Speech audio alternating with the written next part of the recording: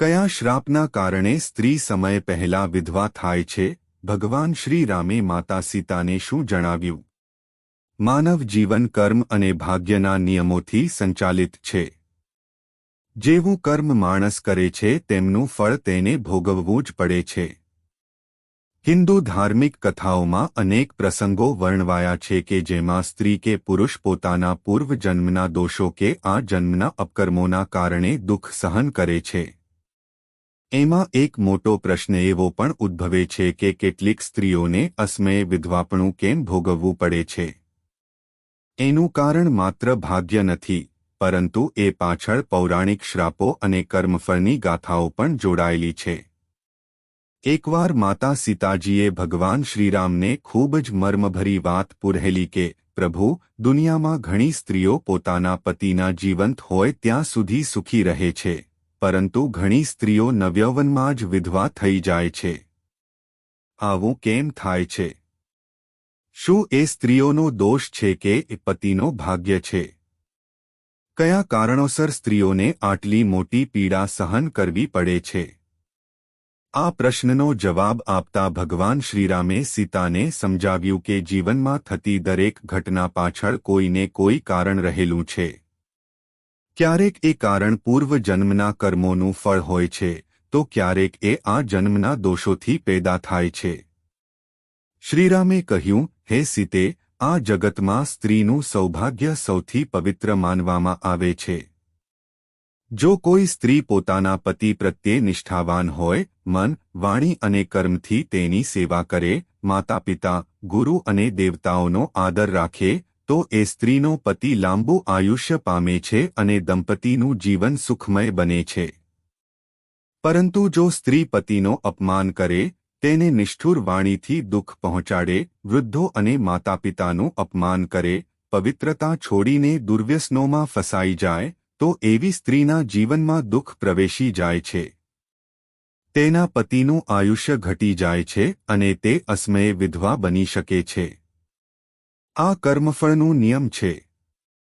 સીતાજી આશ્ચર્ય પામ્યા અને ફરી પૂછ્યું, પ્રભુ, શું દરેક સ્ત્રીને આ નિયમ લાગુ પડે છે? ક્યારેક તો અમુક સ્ત્રીઓ ખૂબ સારા સંસ્કાર ધરાવતી હોય છતાં અચાનક વિધવા થઈ જાય છે. શ્રીરામે ખૂબ શાંતિથી ઉત્તર આપ્યો, હે જાનકી, કર્મનો નિયમ એટલો ઊંડો છે કે તે એક જન્મમાં સમાપ્ત થતો નથી. જે કર્મો આપણે પૂર્વજન્મોમાં કર્યા છે તેનો ફળ પણ આ જન્મમાં મળે છે.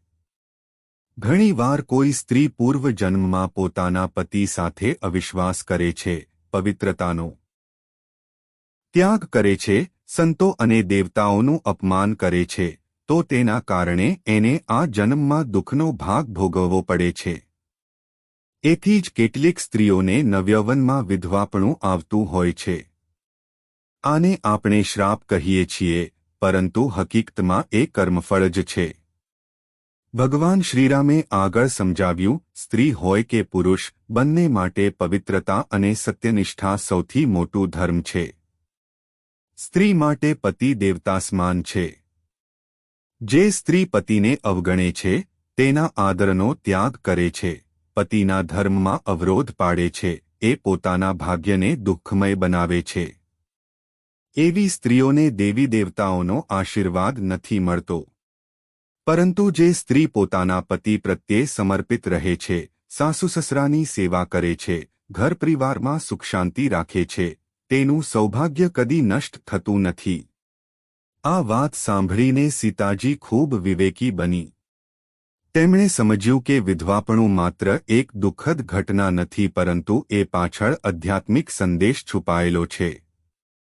ભગવાન શ્રીરામનો આશય એ હતો કે માણસે સદા સદ્ગુણોનો આશરો રાખવો જોઈએ. કર્મને શુદ્ધ રાખવા જોઈએ. જે માણસ દુષ્ટકર્મ કરે છે, તેનું ફળ એને કે તેના કુટુંબને ભોગવવું જ પડે છે. હિન્દુ ધર્મમાં પણ કહેવાયું છે કે સતી સ્ત્રીનું સૌભાગ્ય કદી નષ્ટ થતું નથી. એટલે કે જો સ્ત્રી સંપૂર્ણપણે સતી અને પવિત્ર હોય, તો તેનો પતિ લાંબુ આયુષ્ય પામે છે. એના વિરુદ્ધ જો સ્ત્રીમાં દુર્ગુણો હોય તો તેના પતિનું આયુષ્ય ઘટી શકે છે. આ કારણે લોકો સ્ત્રીઓને સદા સતી સાધ્વી બનવા માટે પ્રેરણા આપે છે. આ કથાનો આધ્યાત્મિક સાર એવો છે કે માનવ જીવનમાં થતી દરેક ઘટના પાછળ કોઈને કોઈ કારણ રહેલું હોય છે. આપણે જેવું કર્મ કરીએ છીએ તેમનું ફળ આપણને કે આપણા પરિવારને ભોગવવું જ પડે છે. વિધવાપણું કે અન્ય દુઃખદ ઘટનાઓ કોઈ અચાનક બનતી નથી, પરંતુ એ કર્મના નિયમોનો પરિણામ છે. અંતમાં ભગવાન શ્રીરામે સીતાજીને કહ્યું, હે સીતે, તું આ વાત હૃદયમાં બાંધી રાખજે કે માણસે કદી પણ પાપના માર્ગે પગ ન મૂકવા જોઈએ. સત્ય, શ્રદ્ધા અને ભક્તિથી ભરેલું જીવન જ સાચું સૌભાગ્ય લાવે છે. જે સ્ત્રી પતિને દેવરૂપ માને છે, પોતાના કર્મને પવિત્ર રાખે છે, તે સ્ત્રી કદી દુઃખી થતી નથી, ભલેને તેને વિધવાપણું પણ ભોગવવું પડે, તે આત્માથી હંમેશા સુખી રહે છે. સ્ત્રીને સમય પહેલા વિધવાપણું મળવાનું કારણ માત્ર શ્રાપ નથી, પરંતુ પૂર્વજન્મ કે આ જન્મના દોષો અને કર્મોનું ફળ છે. ભગવાન શ્રીરામે માતા સીતાને સમજાવ્યું કે જો સ્ત્રી પતિ પ્રત્યે અવિશ્વાસ રાખે, વૃદ્ધો અને દેવતાઓનું અપમાન કરે, તો એના જીવનમાં દુઃખ આવે છે. પરંતુ જો સ્ત્રી પવિત્રતાથી જીવન જીવશે, પતિને દેવ સમાન માને છે, તો તેનું સૌભાગ્ય કદી નષ્ટ નહીં થાય.